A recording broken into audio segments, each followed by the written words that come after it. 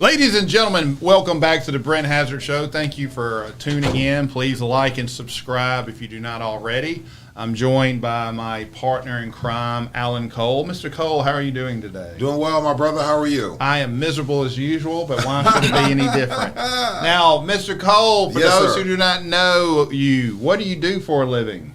I am a marketing executive by vocation. I specialize in experiential events. I also provide marketing services and technology products such as copiers and printers and things like that. I do experiential events regarding products, messaging, and service items. And if people want to get in contact with you, how do they do that, sir? If they want interested in talking about business equipment? Well, business equipment, you can talk to me. The best way to reach me is probably at dharmaproservices.com. I also teach Sunday school on Sunday morning, so I do a multitude of things. I'm kind of like Adam in the Garden of Eden. He had multiple streams. So Sunday school is my. So you're like the snake?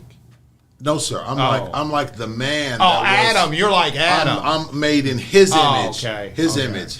So let's not. The snake was always present. Okay. Because He named the snake. Yes. Under His feet. Yes. So I'm like Adam, but I do Sunday school, SundaySchoolLive.com, a lively discussion of God's holy word every Sunday morning, 9 a.m. to 10 a.m. Central Time, an hour to empower. We ain't trying to get you to leave your church. What we want you to do is be better in your worship. Okay.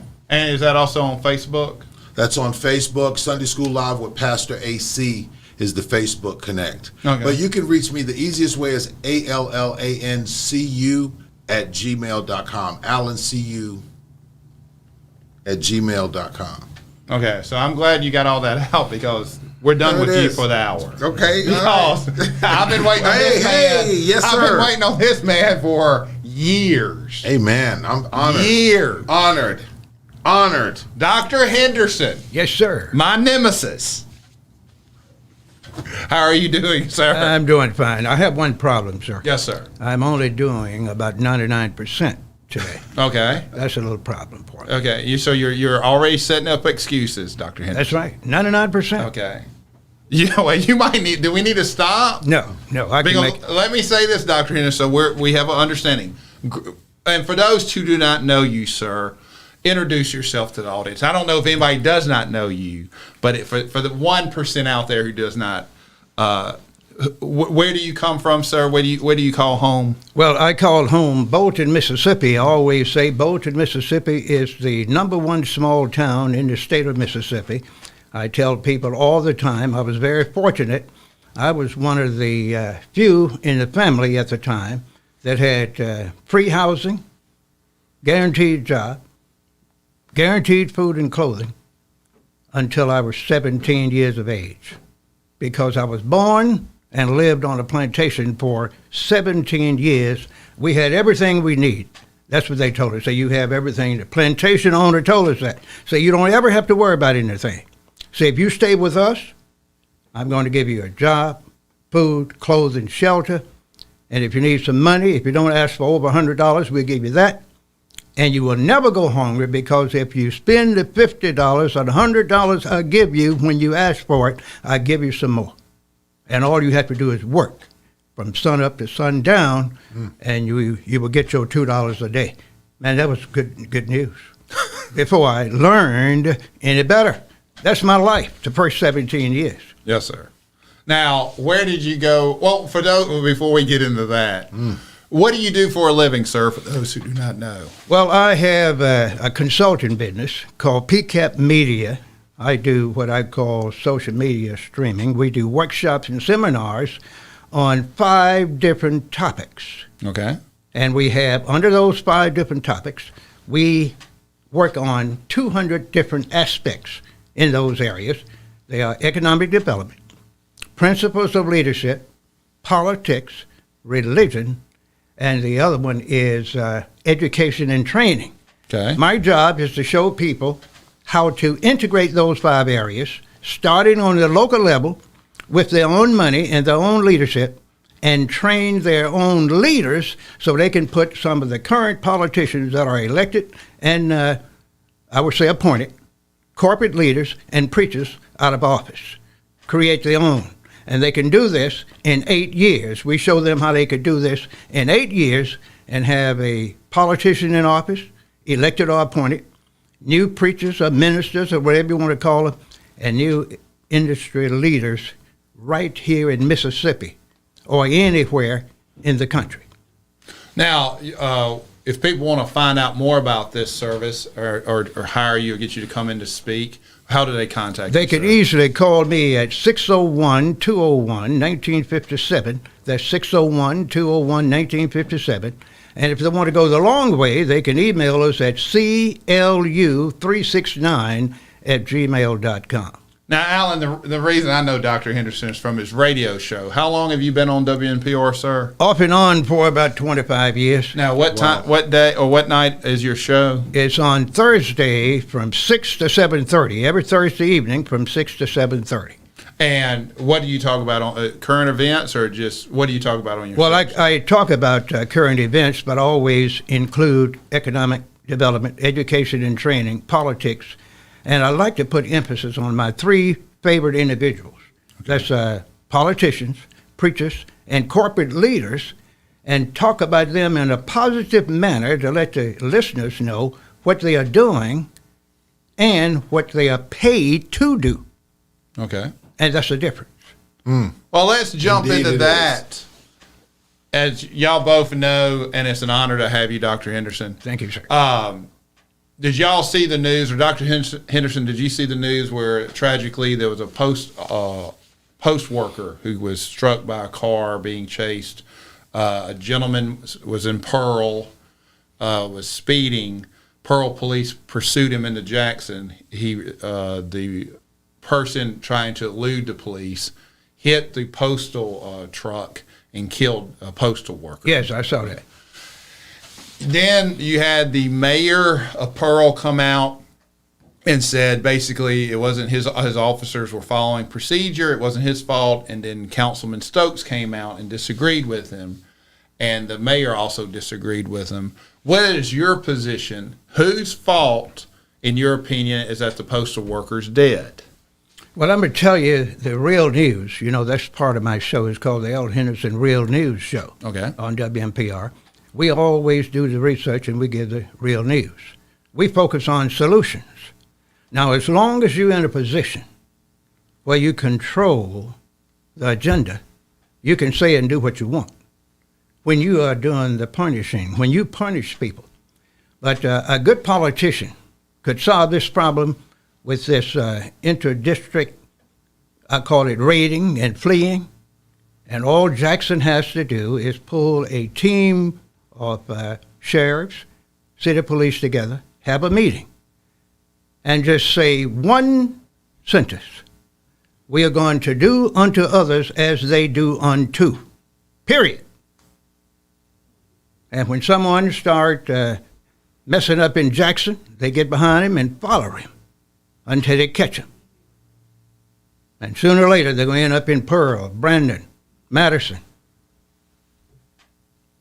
And when someone gets killed in those areas, the law will change the next day.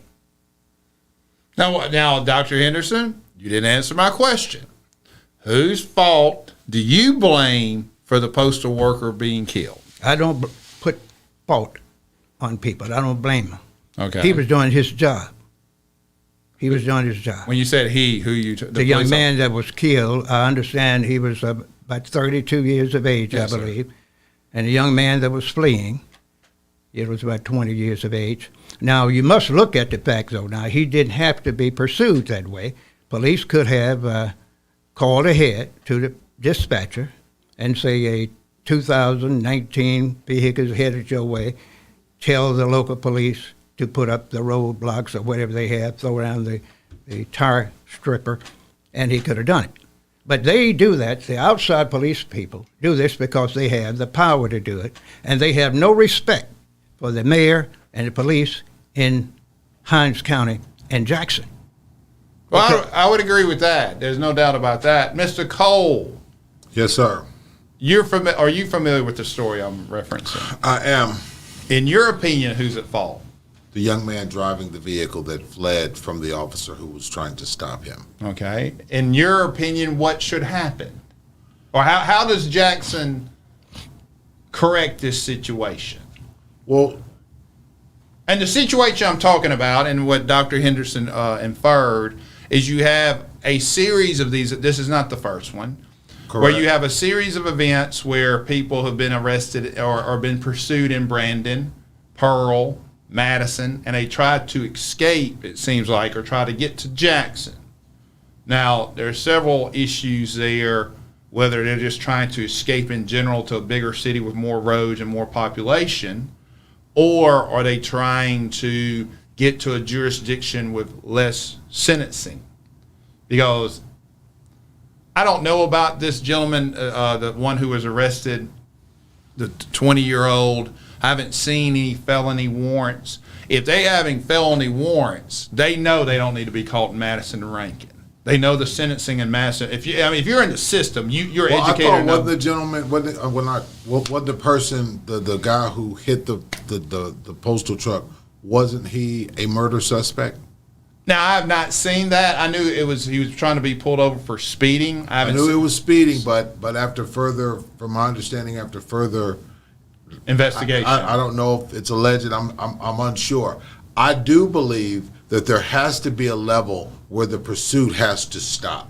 Okay. Because, in all fairness, looking at life, the loss of life is not for this gentleman, for his family, for his loved ones, for that community. Because it was the postal worker, but it could have been. Think about what could have happened. There is no loss of life that is, to me, worth a pursuit from Pearl into Jackson. That to me is a strategy of the early 1700 creation. Let me finish. Of the slave patrols, Mississippi, for its love I love my state, but I know her history. Why is Mississippi her? Because, well, if it ain't her, then it's a big spooky looking man. Go ahead. Who could be of European descent. Go ahead. Okay? Okay, but no, let me ask you this. Slave patrols, brother, slave patrols, because that's what that was. A slave patrol, and that's what they are when they come into Jackson.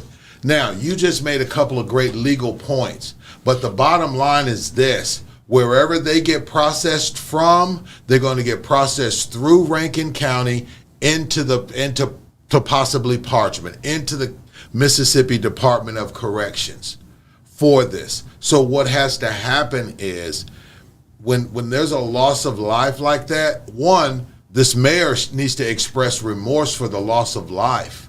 I thought. Now I'm going to defend it. I thought he did a good job there. I thought the press conference. You did it chasing into Jackson, but Dr. Henderson made a great point. The minute that one of those jump out boys from Hinds County Sheriff Department, one of them real go-getters, get behind one of them meth heads on their way back to the trailer park in Rankin County, and they run over and kill somebody in Rankin County, it's going to be a whole different scenario. But back to your point, my understanding is the city of Jackson's position, and I think it's been backed up by national studies, to be fair to Jackson, is that in 2022, when we can take a picture of the tag, we can take a picture of the car, pursuing a misdemeanor on a high-speed chase is not warranted. Correct. You're saying no scenario? So if there's a murder or a bank robbery, you wouldn't do a high-speed chase on Absolutely. Absolutely. You would? I would. Okay. I would. And let me just say this too. Jackson is, in this metropolitan area, is large enough and small enough to get the cameras working. I mean, and I hate to say that, but that's where we're headed, to where we're connected through technology, we're seeing everything, and when you come out publicly, you've got to know that at some point you could be on camera, you might be on camera. But I think that if you're pursuing a speeding suspect like that, and to pursue them so aggressive into another municipal jurisdiction that results in a loss of life, definitely warrants those who make the decision to come to the table and sit down and have a discussion. I don't know if you were here. Were you here when we had traffic cams in the city of Jackson? No, but I've lived in cities where they exist, and I've gotten tickets from all over different, where they, even with rental cars. Dr. Henderson, am I misstating? We had traffic cams specifically in Jackson, but the state took them down? Well, we did have some. I don't know what happened to them. My understanding is that the legislature eliminated them. One of the reasons I was told is that when it was a ticket and I was in a legislature going to state capitol, I could get out that ticket. The traffic cams around Jackson was ticketing a lot of the state legislature, state employees, and they got rid of them because no one could pull those tickets because, like I said, because it was through a service. Yes, but now, Dr. Henderson, you propose what I thought, or I don't want to put words in your mouth, a metro government. Well, I call it a metro team where Okay. all the law enforcement officers get together, the sheriffs, the mayors, the police chiefs, probably the district attorney, and a few judges. Is there any way possible that could occur? No. Okay, why not? I want to. Sorry, you asked the question. No, go ahead, jump in. Why do you say that as well, Dr. Henderson? Because I've been telling you that I know the history of Mississippi, Jackson, and Hinds County, and the United States. The people with power don't want to share anything of any consequence to people that they consider powerless, people that they consider an outcast, people they consider a non-citizen. Do you think that attitude still exists today in this state? What time is it? Yes, what time it is, it exists up to this point. Now, let me ask you this. Are you saying that the city of Jackson leaders would sit down and Madison and Rankin would not? Well, so they might sit there, but they wouldn't agree to it because Madison, Rankin, and all those guys have strong ties with the legislature. Most of them are conservative Republicans, or at least conservative. They know the Democrats in the towns and cities they are moving into to catch the criminals, or Democrats, of course, the elected officials.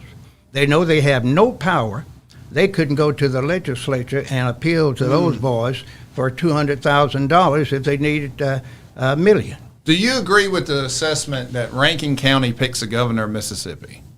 I would think that's about correct. Wow. Do you agree with that? I've heard that recently in the past few years. And if you look at, this is the theory. The theory is, like you said, Jackson and the Delta are blue, so they don't really have any statewide sway. Tupelo is, it's going red, but I think it has a Democratic mayor as we speak. So, but they don't really pull. You got to pull red. DeSoto County, red county, but if you live in DeSoto, you're more interested in Memphis than you are Jackson or the state of Mississippi. You get the commercial appeal if you still get a paper. You don't get the Clarion Ledger. You're watching TV 5. You're not watching 3 or 12. If you're on the coast, a whole different world down there, and you're probably getting more New Orleans radio, TV than you're getting Jackson. Do you agree that Rankin County picks the elected officials of Mississippi? I would have to say historically, yes. When you just look at the stats, yes, because You look at where the last few governors have actually come from, where they've legislated from, and then transitioned of positions into power into the last, 16, almost 20 years, last 2 decades.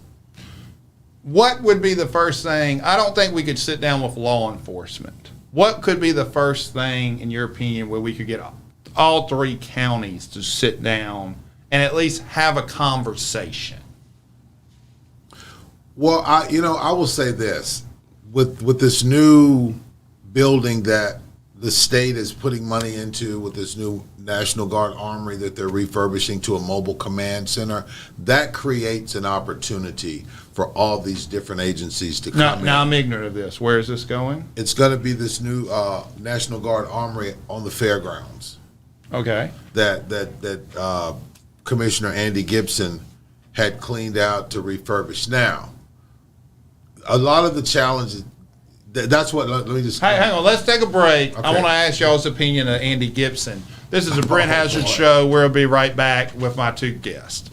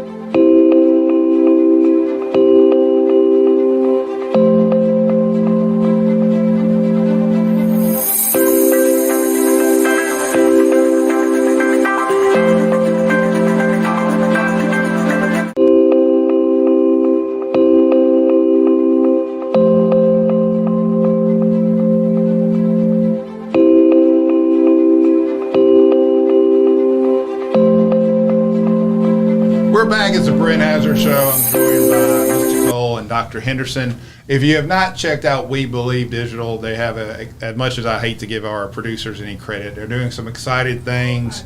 If you want to get some local commercials, if you want to do your own production, give them a call, email them.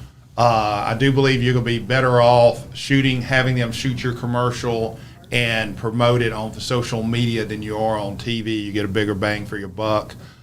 So we are honored and happy to be at We Believe Digital tonight. But Dr. Henderson, what, in your opinion, I make you king of Mississippi, and after you get rid of all the white folks, not even a smile, not even a smile, because he's sitting there like, that'd be step 1. What would be step 2? Well, no, I don't agree to step 1. Okay. I wouldn't get rid of all the white folks. I would just tell the white folks that we are going to have an equitable distribution. Oh, excuse me. We're on the air. I got it. Okay, Mr. Cole. I don't know if you knew that. Go ahead. Of the resources in Mississippi. Okay. I look at one thing clearly, and I've already started working on this.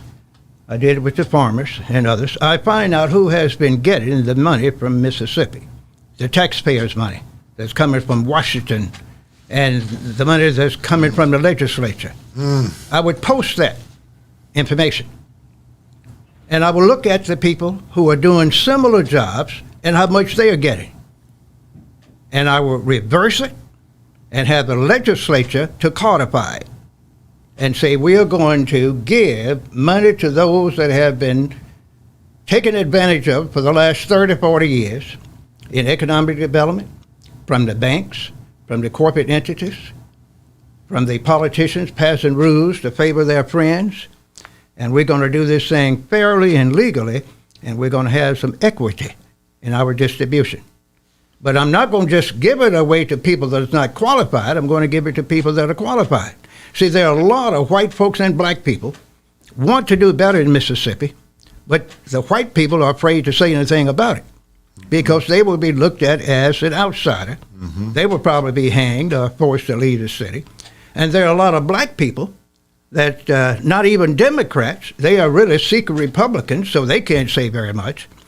And the people that don't care about anything usually then are free to run for political office. They run for the political office, they get the job, They don't have the skill nor the will to negotiate. They don't have a lot of power and influence, and they know they don't have any reason to think they're going to get very much. So they get elected, lay low until 3.5 years, come back 6 months before the next election, and tell the same lie that they're going to do something about crime, economic development, and other things in Hinds County, in the state of Mississippi, in the South, and in the nation. Should Jackson sell portions of the ownership of the airport? Not a penny, no. Why not? They ought to lease it or rent it to anyone that wants it. You don't sell property, state property. Okay. You lease it or rent it. What about a $250 million buy-in one time, or payments over 25 years to help the water supply? Nope, that's too long. There's enough money available on the local, state, federal, and international level for Jackson, along with the legislature, to get the money to fix any infrastructure problem we have. And you don't go and pave the infrastructure part in the city where the water is coming up out of the ground. You go starting at the source, that's the water entry level, that's the water plant, and work from there, north, south, east, and west. You fix as you go. That's the way to do that. But a lot of politicians, before election times, 3 months, 6 months before election, they go and start paving roads.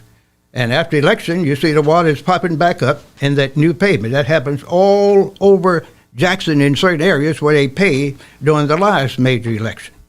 Okay. And those people ought to be fined and taken to civil court. Where would you start the metro if you're in charge? And like I said, I thought my joke would get a little bit better response, but he's stonewalling over here. If you're in charge, what area do you start metro conversations? I would start in North, West Jackson, and South Jackson. Okay.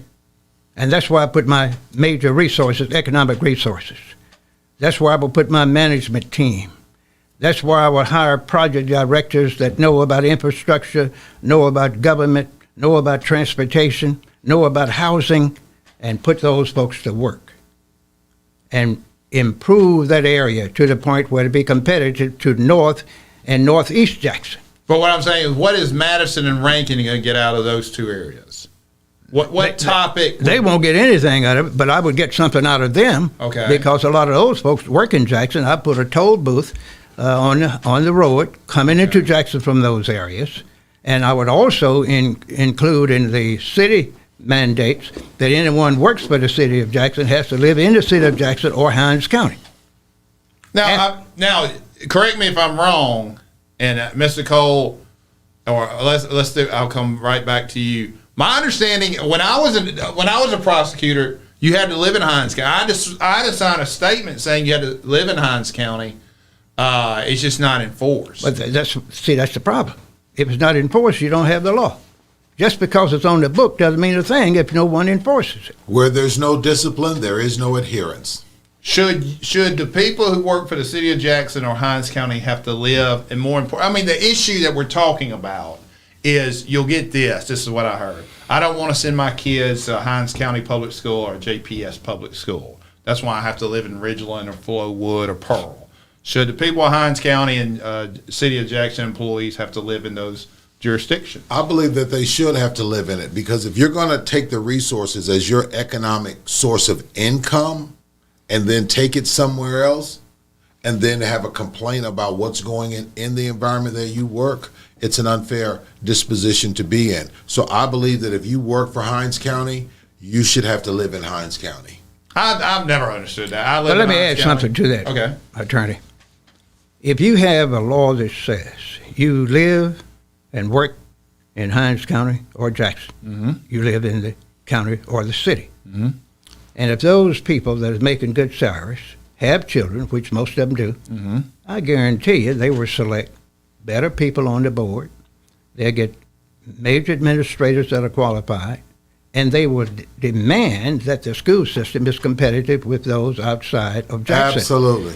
If you look at the stats, and I've done it, the schools that are superior do certain things. Any superintendent in Mississippi or any state that has 4 or 5 school districts in one county, which we have in Hinds County, and 2 are doing fairly well. No, Clinton and what's the other one? We have Hinds County, Yeah. City of Jackson. No, when you say which one, 2 Clinton is doing well. Yeah, what's the other one that's doing Hinds well? County is doing better than the City of Jackson. Okay, go ahead. That's right. So all you have to do is call those leaders in Clinton, for instance, and find out what they are doing in the areas where they're getting those superior ratings and duplicate it. That's all you have to do. What if the response you get from Clinton is that we're not doing anything, it's the parents of the children are doing everything? But they just told you where it worked. Get the parents together and the children together. You get the parents behind you, then the resources are going to come. They're going to be volunteering. They're going to be paying more money to help their students. They're going to have lobbyists in the legislature. They're going to get better school board members. They're going to have the ability and the skill to go to the legislators and get money for the school, go through the Board of Education, and appeal and lobby with those folks. I got to challenge that question or that comment. Mississippi ranks 43rd in education nationally. Yes, big by design. By design.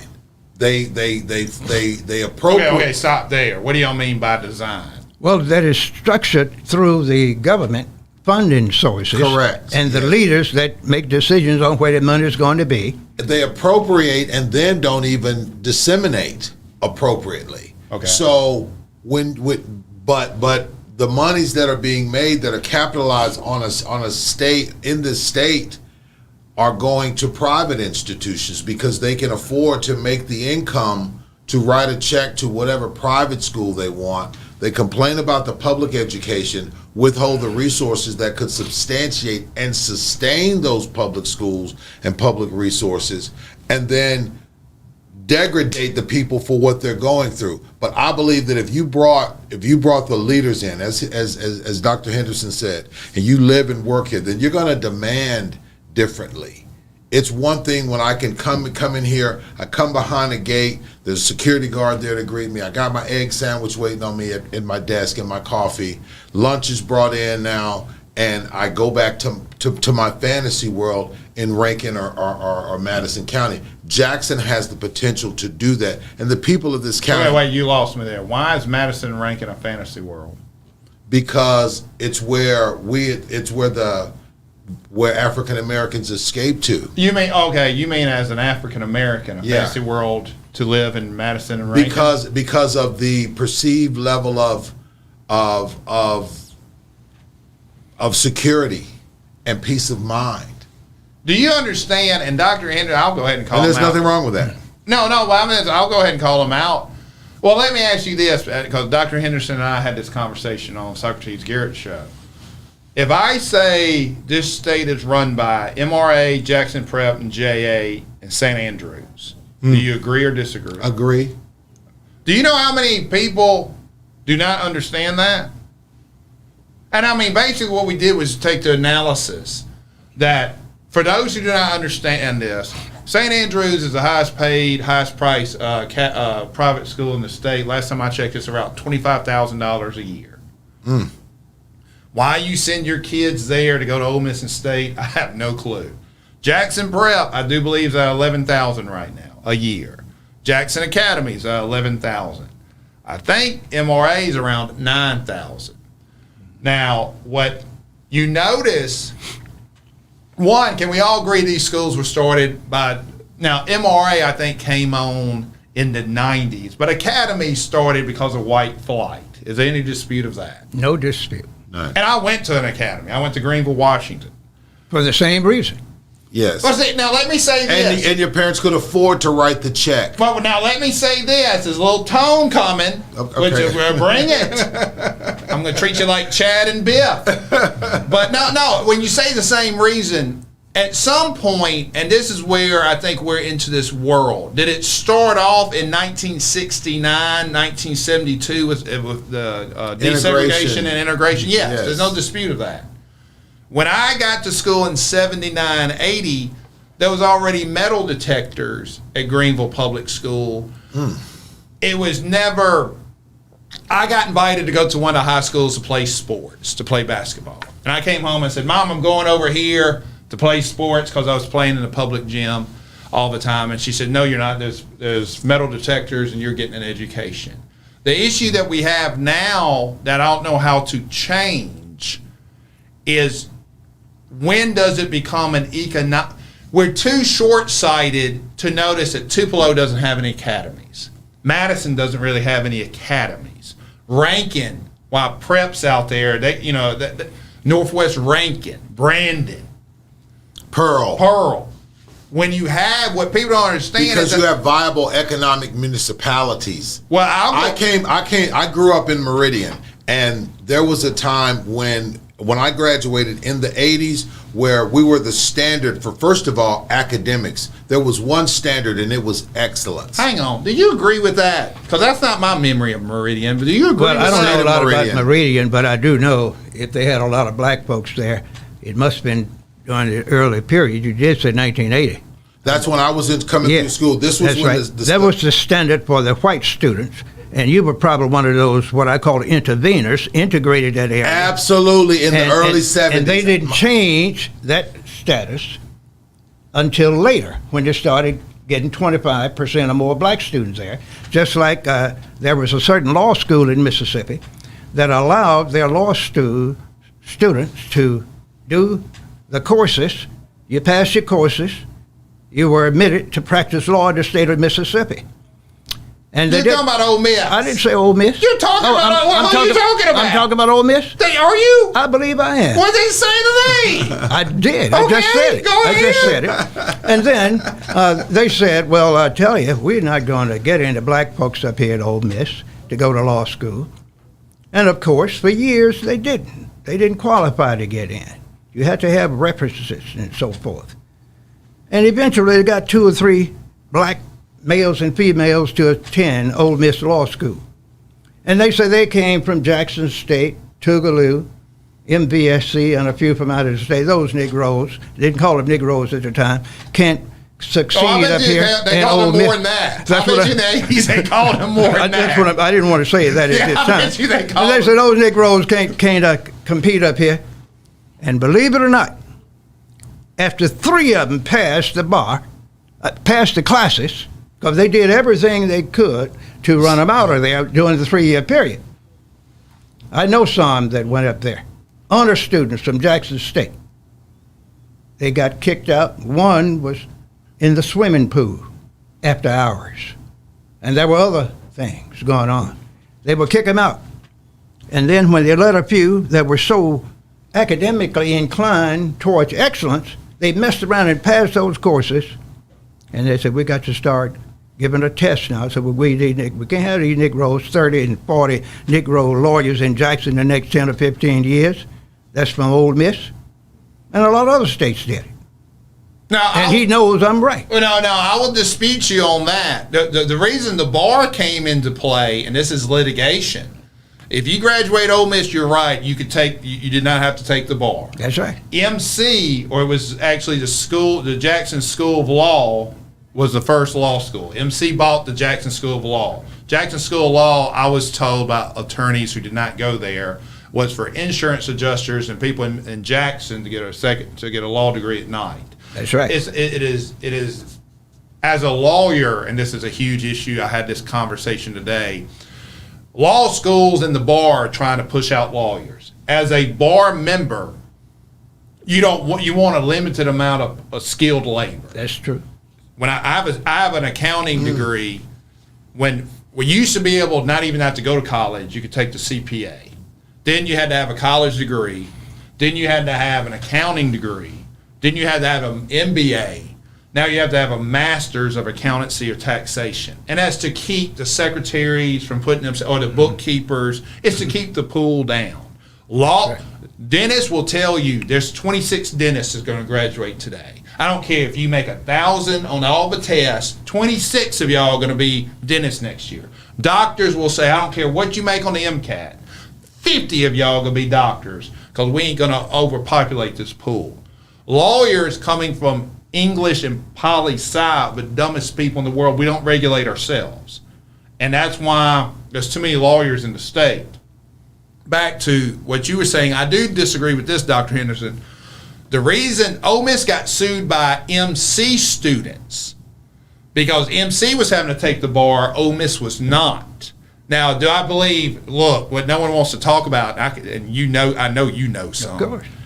There were some black judges in Hinds County, and they graduated Ole Miss around 83, 84. And when them silk stocking white men got in front of those certain individuals, they gave them hell. And I asked one of them, I was like, why do you give those people, they're off the bench now. Why do you give them hell? Because they gave me hell up in Oxford. When I was in law school. Yes. Now, I agree with that assessment. Now, here's where you and I, and this is what I want to get into in the second or the third section. That Jackson Prep, MRA, St. Andrews crowd, they don't welcome me. Now, I'm not saying 400 years of oppression. Where is racism begin?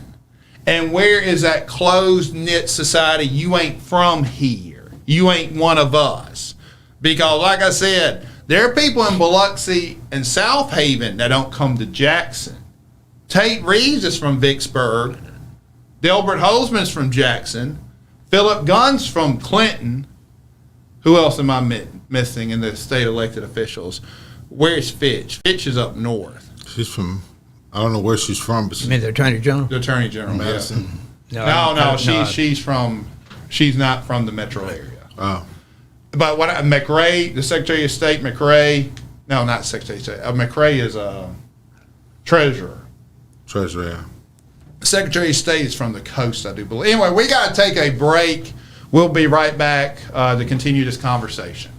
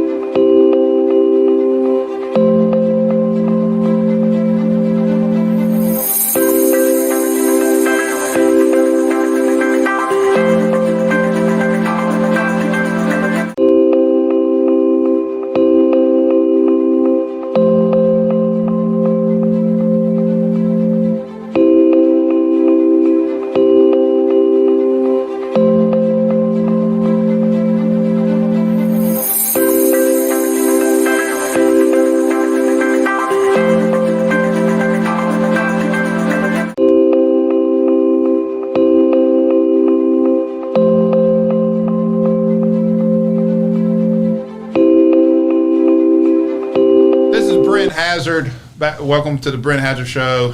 Dr. Henderson, for those who missed the first half of the show, if they want to hire you or hear you, how do they find you on the social media?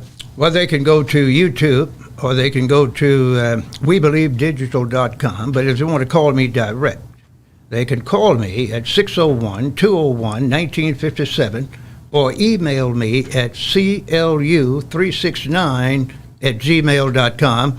And I will come and speak to them and give them the real news on economic development, education and training, principles of leadership, religion, and politics. Tell them where the problems are and give them solutions that they can start using in 30, 60 to 90 days to solve those problems anywhere in the world. If people want to hire you just for voiceovers or some radio commercial work, are you available for that? I sure am. You have a great speaking voice. Now, Mr. Cole, for those who come in late, if people want to find you, how do they find you, sir? Best way to reach me, you can reach me direct at 601-874-4744. You can email me at Dharma, DHARMA, at DHARMAPRO services.com, Dharma at dharmaproservices.com. Check us out on Sunday morning, Sunday School Live with Pastor AC. Sunday School Live, a lively discussion of God's holy word. We're going into our third year every Sunday. It's a nationwide online Sunday school class. So that's what we're doing out here. We believe God is love and justice, and as we go forward, we're in it. We're in the fight. Back to what you said when you're talking about schools and economics, and this is what I want to explore. You said it was based on the populations of the cities. When I say Tupelo, when you're talking about the public schools that rake out, you're talking Oxford, Tupelo, Biloxi, Gulfport, DeSoto County, could be South Haven, could be Horn Lakes up there. Right. To me, though, Brandon, when you're driving by and seeing the $1 million or schoolhouse or the football stadium or the scoreboard, to me, that's the alumni investing or the boosters investing more so than the economics. But it's the economics from the boosters based on the rooftops in the community. It's about rooftops. Which comes first, a good population or someone putting money into a school? A good population, because the good population is the tax dollars that then are allowed to go into the school. I look at the time that I integrated Meridian Public School in the early 70s, and it led to me being a graduate of high school in 1985. But integrating the schools and integrating communities did a couple of things. One, it brought in a standard. What's interesting about the standard of excellence in academics at Meridian Public Schools is before the students came, the teachers were already there. There were black teachers in Meridian Public Schools before there were all black students there. So you had that standard of excellence was already consistent, because academically, as an African American instructor or student, you had to be no less than twice as good. Am I right, Dr.? Or 3 times. Or 3 times, just to be considered less than adequate. So when you talk about this standard, that's what's happened. You've had people to flight from these domestic locations. They've left the rooftops. The other thing that's taken place is Jackson is a community of renters more than homeowners.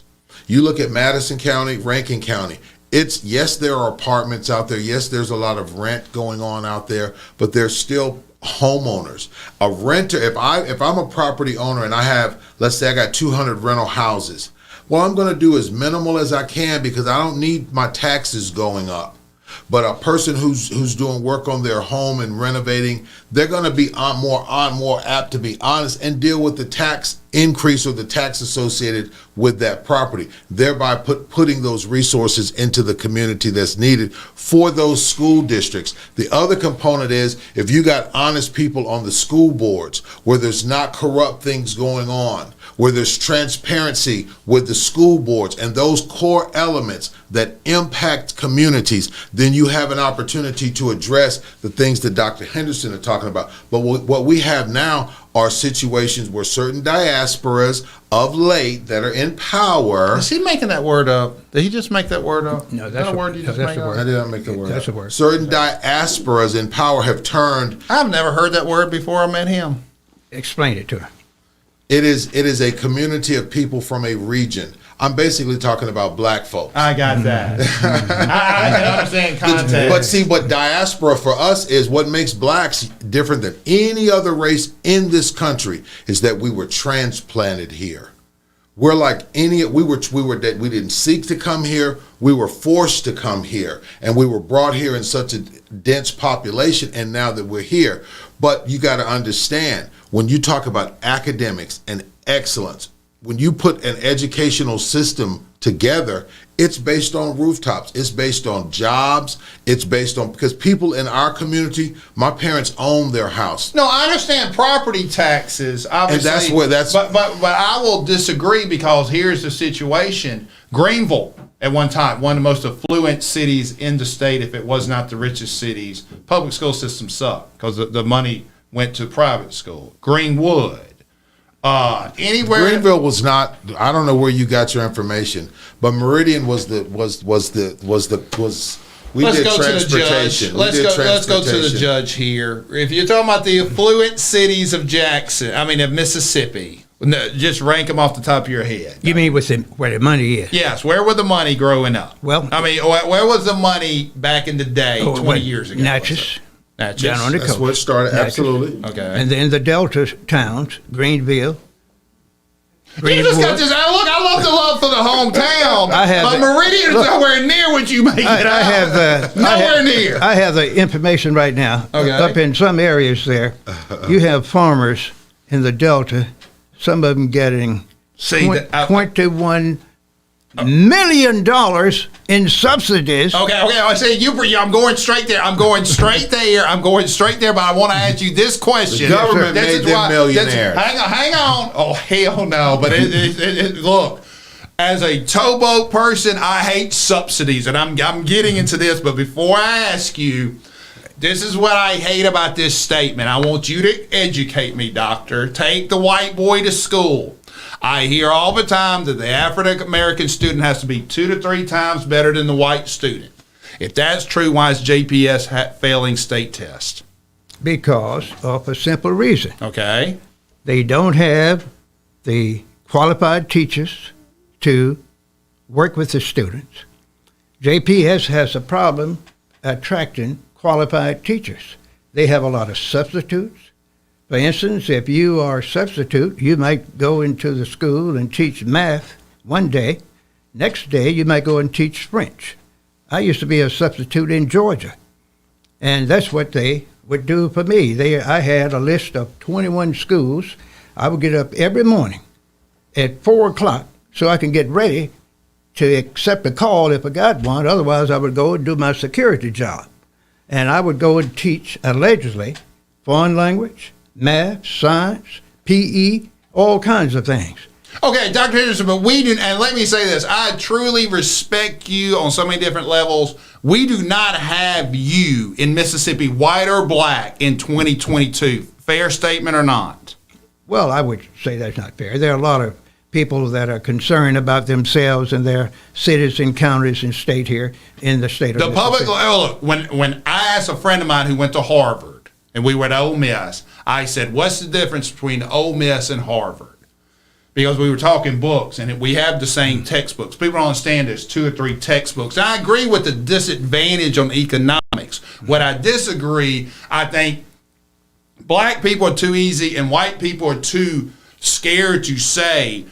It doesn't matter. As long as there's a public library open, and I do believe you're a walking example of this, and especially in 2022, if you got the want to, you can do whatever you want to do. That's what I teach. Yes, sir. We have a basic major problem, and I'm talking about black folks in Mississippi, in the South, in the nation, and the world. Well, it's a white Mississippi problem. We're comfortable being last. Of course.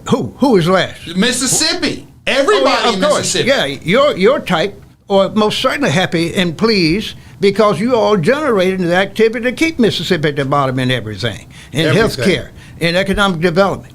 You don't want a lot of people to be healthy in Mississippi so the kids can live comfortable. So I'm having this show on to keep people down? You've got to keep them down, Doc. You would have... Why would I need to keep people down? I want you at your best day. No, so you when don't. I take you, that's why you're on the show. You don't want me at my best? Oh, yeah, I'm a soul collector. You all believe in getting 1 or 2. 1 or 2? I got 2 on the show. That's it. You got 2. You won't ever have 3.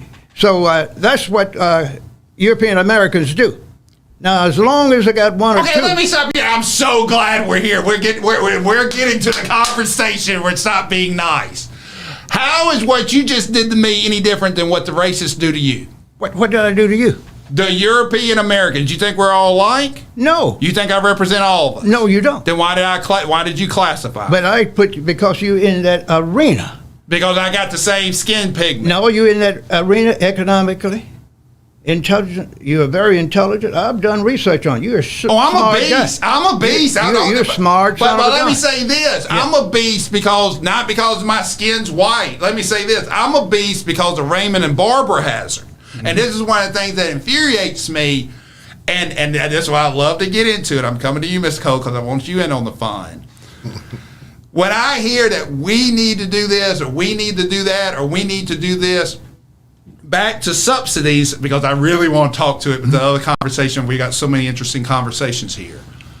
The myth that white people are sitting there just trying to keep every white person up. On my hit list, which I keep, the first black person's Alan, he's 308. All of them are white till then. It's one of those misconceptions where I think it's been taught to the black person that y'all have to come up together. It's never going to happen.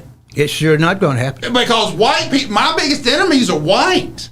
And like I said, the way I treat everybody is an enemy. If I share my last name with you, you're on a short list. Then I have like 5 friends. Everybody else, God bless you. If I had 5 cures for vaccines, let's say for Ebola or monkey pox, you're not getting one. Not because you're black, because you ain't on that list. And I wouldn't expect you to would you give me one of your cures if you had 5? No, Brett, I would not. Exactly. And that's not good, that's not bad, that's not racist. So my question to you, Dr. Henderson, and now let me say this. What year were you born, Dr. Henderson? 1944. It's a long time ago. My dad was born in 1940. My mom was born in 43. And let me tell you something before you go any further. Yes, That's why I'm from both sides Yes, sir. of this situation. I was born in a racist type environment. A world I will never understand for or never 25 see. years. Yes, sir. And then this so-called false integration came along, Okay. which is nothing but integration with segregation. Okay. And then I went through that for about 10 years. I'm 35 now. Yes, then. sir. No, wait. 35, that would make it what, 1978? You were talking about 78? Somewhere along We're that in the time. heart of intersegregation then. And then they had something called affirmative action, Okay. where they was trying to appease themselves from their racist history, Okay. institutional systemic racism. Okay. And they said, we're going to get a few blacks here and put them in positions of non-responsibility so we can look good while we plan to screw them in the next 10 years. And that's exactly what they did. They said, we're going to get with the NAACP, the Urban League, and some of the others, give them funds, select their directors, Yep. and we're going to be behind the scene and tell them what issues they are going to support, and we're going to give them the money to do it. Let me ask you this. Why, in your opinion, and I'm tying it all in, God, we got 5 minutes.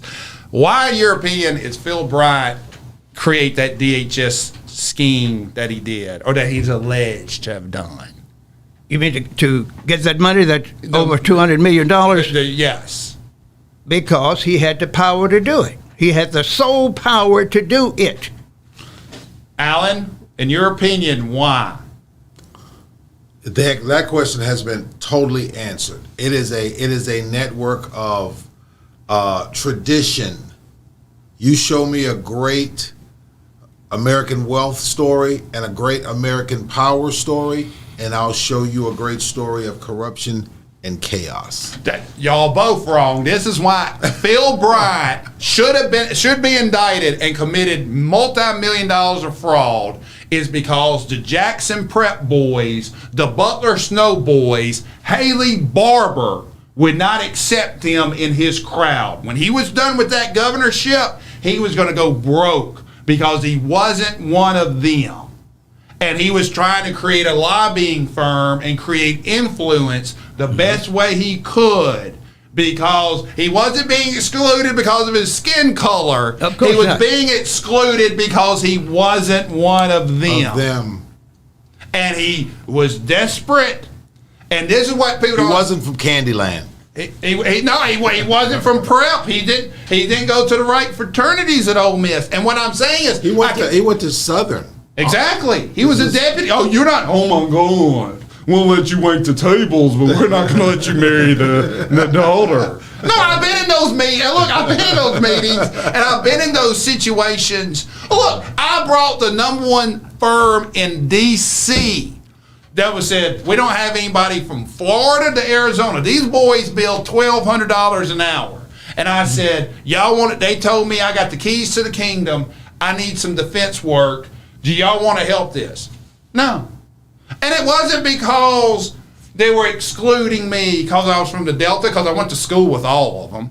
It wasn't because, it was because we didn't want to get it. We'd rather be a big fish in a small pond. Now, once again, I believe racism exists. I'm not denying 400 years, but what I'm saying is to me, to truly overcome and understand it, and truly to understand it, I have to invest in you two, not because you're black, but because y'all are worth the investment because of what y'all do, because y'all are the best return on my investment, But if I'm going to have that conversation at some point, and we never finished the Harvard Ole Miss school, the difference I was told from my friend, the difference between Harvard and Ole Miss is Saturdays at Ole Miss, the football stadium's full. The parking lot's full. The library at Harvard is full on Saturdays. And that's the difference. Instead of putting millions of dollars in them football players and that football coach and that football stadium, we put $1 million in instructors and in computer science. You know Well, why that's they do that? Massachusetts. It's where they can learn to control. This is America now. But what I'm saying is you're investing on, we don't have any long-term plans. None. And the ones who are in power, do y'all think I'm being naive to say at some point it's just economics and it's not racist? Do you believe, honestly? Economics first Okay. and race second. Everything in America and basically in the world is generated because of two things. Okay. Economics first and race second. Do you? What's your position, Mr. Cole? I follow. I believe that, and I've seen that. I've heard that since I was a child, and I've seen it as an adult. If I say, if my position, Mr. Cole, is that race did not exist until 1608 in this country, and man has been around for 150,000 years. And when I say white and black, you had Sunni hating Shiites, you had Egyptians hating Jews, you had, Rwanda. But that's all civil race. wars. That's all race. But what I'm saying, when white and black did not exist until 1608, documented, when the white slave owners realized the white poor were siding with the slaves and we have to divide it. If I say by still recognizing this, we're just falling into that trap, am I being foolish or am I being correct? Falling into what? The white-black argument or dichotomy truly does not exist, and it's a creation of slave owners. You said it started in 16 what? 1608. It's documented that it was started in 1608. Well, you're basically correct. Now, they had, you had the Arabs, the Africans, and the people from the East. Most of those people were colored, colored, so to speak. Yes, sir. And they were fighting, moving from one economic region to another. They started consolidating their power, and then they started taking territory from each other, and they needed work. They Europeanized Africa, Asia, the Middle East, and especially here in America, they didn't have the black folks, initially the slaves. They had the so-called Native Americans. But the Native Americans couldn't handle slavery. They would die. They would work them to death. They would escape and go and get with the other Indians in the next county or the next area. But when they found that these black folks were already able to work the farms, they had a history of farming, they knew how to do engineering and things of that nature. And they say these Negroes are the salvation plan we have because they cannot escape, because we know we can find them wherever they go. And that's exactly what they did. And they hired certain poor white folks and Indians to track them down with dogs, whips, weapons. And when they found one, they had an option. Bring him back. He became bring him back, kill him, and bring an ear or a toe or a tongue and say, this is him. Now, that's a fact. I would love to continue this. We're going to have you back, Dr. Henderson. I thank you for coming. Alan, as always. But my whole point to this is not to justify one thing or another. In my opinion, if we keep on using the same argument that put us last, we'll never change. And if we can recognize people as Mississippians or individuals or humans, then it's best for me to invest in y'all because that'll be the best return for me. That's my whole point. Because seasons change. Those at the bottom will rise every time. Blacks used to control the world. Egypt. That's right, they're going to do it again. The world. We're going to end on that. I would love to continue this. We didn't get to the subsidies part, so we're going to have him back. It's the Brent Hazzard Show. Thank you for tuning in. We'll see you next week. Advertise on WeBelieve.Global, a brand new digital media platform. Share your brand with our audience on our many global live stream TV broadcasts and over the radio. For more info, visit WeBelieve.Global or call 800-492-5186